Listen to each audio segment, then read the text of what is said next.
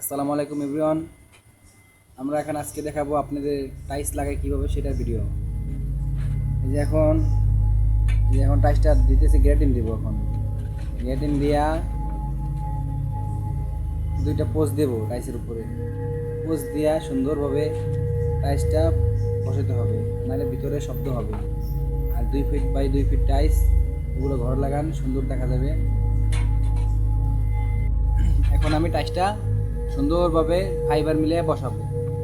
বসানোর পরে আমি আতর দিয়ে কিছু পিঠাবো, এগুলো পিঠিয়ে তারপরে আমি দেখবো জয়েন্ট ঠিক আছে কিনা।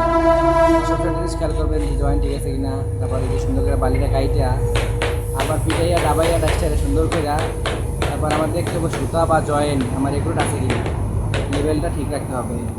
এখন আমি দুইটা স্পেস দিব জয়েন্টের ভিতরে, জানি টাইসে কোনো ঝামেলা না থাকে বা পরবর্তী সময়ে টাইসটা জানি বাষ্টকষ্ট না হয়, সেক্ষেত্রে এটা অনেক ভালো।